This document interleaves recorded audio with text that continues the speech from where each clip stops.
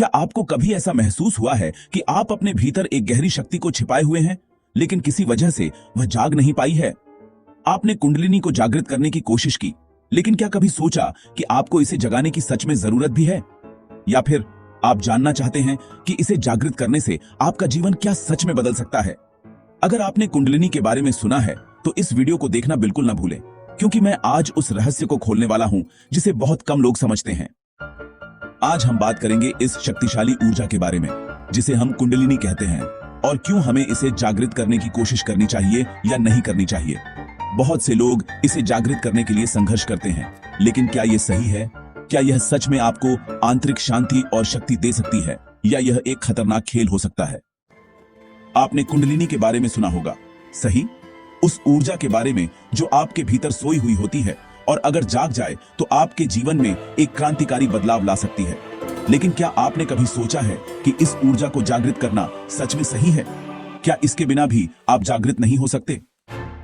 कई लोग जैसे आप कुंडलिनी को जागृत करना चाहते हैं क्योंकि उन्हें लगता है कि यह कोई रहस्यमयी शक्ति है जो उन्हें असाधारण बना सकती है। लेकिन क्या आप जानते हैं कि इस रास्ते पर चलने का एक बहुत बड़ा खतरा भी हो सकता है? कुंडलिनी की ऊर्जा एक तरह से शरीर और आत्मा के बीच का बफर होती है। इसे जब तक बिना छेड़े रखा जाता है तब तक सब ठीक रहता है, लेकिन जैसे ही आप इसे जागृत करने की कोशिश करते हैं, आपके शरीर और मानसिक स्थिति पर उसका गहरा असर पड़ सकता है। जरा सोचिए, आपने कभी किसी साधु या योगी को देखा है जो कुंडलिनी के बाद विक्षिप्त हो गया हो? यह कोई साधारण घटना नहीं है। बहुत से लोग इस ऊर्जा को जगाने के बाद मानसिक असंतुलन का सामना करते हैं। इसका कारण यह है कि कुंडलिनी का ऊर्जा प्रवाह इतना विशाल और शक्तिशाली होता है कि अगर आप इसे ठीक से संभाल नहीं पाते तो यह आपको मानसिक और शारीरिक रूप से विक्षिप्त कर सकती है। बात करें जॉर्ज गुरुजी की, जो कुंडलिनी के खिलाफ थे। उन्होंने इसे कुंडा बफर कहा था, जो ट्रेन के डब्बों के बीच में लगा होता है ताकि जब दोनों डब्बे टकराएं तो वे एक दूसरे पर चढ़ ना जाएं। यह बफर उसी तरह से काम करता है जैसे शरीर की ऊर्जा आत्मा और शरीर के बीच एक बफर की तरह कार्य करती है, ताकि आपकी आत्मा और शरीर के बीच संतुलन बना रहे। कुंडलिनी को जगाने से शरीर की यह संतुलन व्यवस्था टूट सकती है। अब तक तो आप समझ गए होंगे कि कुंडलिनी को जगाने के फायदे और खतरे दोनों हो सकते हैं, लेकिन असली बात तो अब आने वाली है। क्या आप जानते हैं कि कुंडलिनी जागृत करने के बाद आपको जिन सिद्धियों का अनुभव होगा वह आपको सच में चाहिए भी हैं? क्या आप सोचते हैं कि आपकी ऊर्जा और आत्मा में बदलाव से जो शक्ति मिलेगी वह आपके जीवन में किस तरह से काम आएगी, या क्या होगा अगर यह ऊर्जा ठीक से संभाल ना पाई तो? कुंडलिनी को जागृत करने का एक बड़ा खतरा यह है कि इसके साथ जुड़ी शक्तियां आपके अहंकार को और बढ़ा सकती हैं।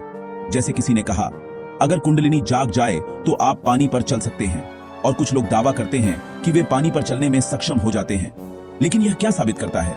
क्या आपको यह शक्ति चाहिए ताकि आप दूसरों को चमत्कारी दिखा सकें, या क्या आपका उद्देश्य सिर्फ मानसिक शांति और आत्म जागरूकता है? रामकृष्ण परमहंस ने एक बार एक व्यक्ति से कहा, जिसने पानी पर चलने का दावा किया था, तुमने 18 साल पानी पर चलने की कला सीखी है, लेकिन मुझे तो जब भी जाना होता है मैं 2 पैसे में पार कर लेता हूं। यहां पर वह दिखाना चाहते थे कि बाहरी चमत्कार से ज्यादा महत्वपूर्ण आंतरिक शांति है। लेकिन क्या आपने कभी सोचा है कि कुंडलिनी को जागृत करने से जितने बड़े चमत्कारी अनुभव मिल सकते हैं, क्या वे आपके जीवन के असली उद्देश्य से मेल खाते हैं? क्या आप अपने जीवन को साधारण लेकिन गहरे तरीके से जीने को तैयार हैं, या आप सिर्फ बाहरी लुभावनी शक्तियों की तलाश में हैं? अब क्या आप कुंडलिनी को जगाना चाहते हैं?